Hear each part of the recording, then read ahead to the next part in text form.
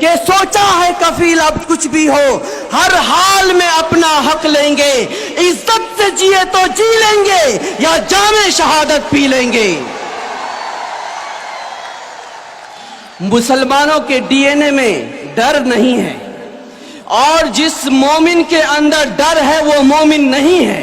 آج 10 بجرنگ دل کے لوگ جھنڈے لے کر ہماری بستی کو خالی کراتے ہیں، ہماری ماں بہنوں کی عزت لوٹتے ہیں، ہمارے نوجوانوں کو قتل کرتے ہیں۔ آج ہمیں اس بات کی ضرورت ہے کہ آپ اپنے بچیوں کو اور نوجوانوں کو، بوڑھوں کو اور بڑوں کو یہ سکھائیں کہ اگر کوئی تم کو مارنے آتا ہے، تم ظلم کرنے نہیں جانا، تم کسی کے اوپر ہاتھ نہیں اٹھانا، لیکن اگر تمہارے پاس کوئی مارنے کے لیے آئے تو وہ زندہ واپس نہیں جانا چاہیے۔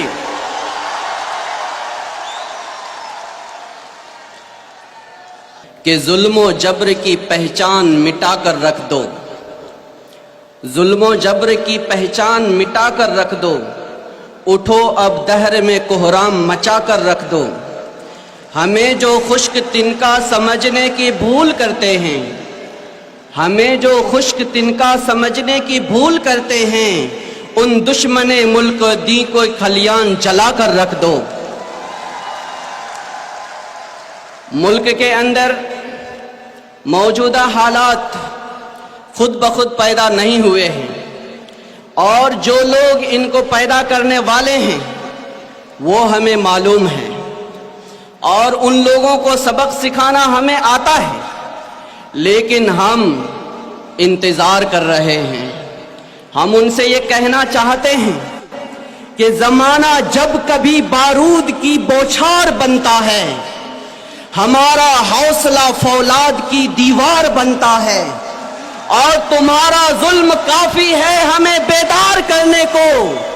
جو لوہا ضرب سہتا ہے وہی تلوار بنتا ہے۔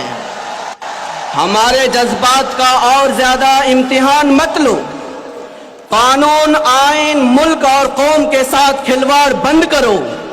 یہ کھلواڑ اور زیادہ دن تک چلنے والا نہیں ہے۔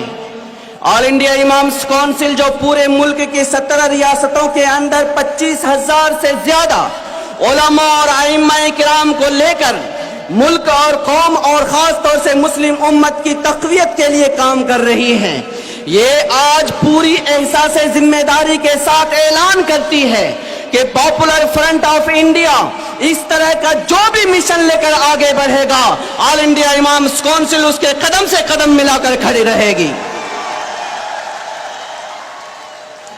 آج ملک کو جن حالات سے سابقہ ہے، ان حالات سے نمٹنے کے لیے آپ کو حضرت شاہ عبدالعزیز محدث دہلوی رحمت اللہ علیہ کا طریقہ کار اختیار کرنا پڑے گا۔ انہوں نے انگریزوں کے خلاف جب مہم چھیڑی تو انہوں نے اکیلے پورے ہندوستان کا دورہ کیا، علماء کرام، ائمہ کرام کے رگوں کے اندر انگریزوں کے خلاف جہاد کی روح پھونکی۔ اس روح کو پھر سے جگانے کی ضرورت ہے، اور یہ ہمارے ماں بہنوں کو، بچوں اور نوجوانوں کو، بوڑھوں اور بڑوں کو سب کو یہ بتانے کی ضرورت ہے۔ صحابہ کرام کو جب یہ اطلاع ملی تھی کہ قیصر و کسریٰ اور مشرک اور قبائلی، یہود اور نصارہ سب ایک ہو چکے ہیں، تو وہ کہتے تھے حسبنا اللہ و نعم الوکیل۔ آج ہمارے لیے بھی وہی نعرہ ہے، حسبنا اللہ و نعم الوکیل۔ ہمارے راستے میں کوئی بھی آئے گا ہم اسے چکنا چور کریں گے، اور اگر کوئی ہمارے اوپر ظلم کرنے کے لیے آئے گا ہم اسے زندہ واپس نہیں جانے دیں گے۔ یہ آج ہم کو وعد کرنا ہے۔ باطل سے دبنے والے اے آسماں نہیں ہم، باطل سے دبنے والے اے آسماں نہیں ہم، 100 بار کر چکا ہے تو نے امتحان ہمارا، یہ امتحان ہم پھر سے دینے کے لیے تیار ہیں۔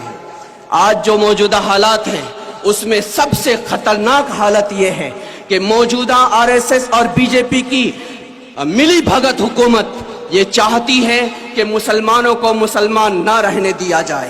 اگر آپ ٹوپی کرتا پاجامہ پہنتے ہیں تو آپ کشکا لگائیں، آپ مسجد میں اذان دیتے ہیں تو وندے ماترم پڑھیں، اگر آپ نماز پڑھتے ہیں تو وہاں پر भजन भी गाएं। अगर आप इस मुल्क के अंदर इज्जत से जीना चाहते हैं तो उनकी गुलामी करें। हम ये कल भी करने के लिए तैयार नहीं थे, आज भी तैयार नहीं हैं, और जब तक जान में जान रहेगी हम कभी भी इस नजरिए को कबूल करने के लिए तैयार नहीं हैं। ऐसे एक हालात में हमारे सारे मसाइल का हल एक है।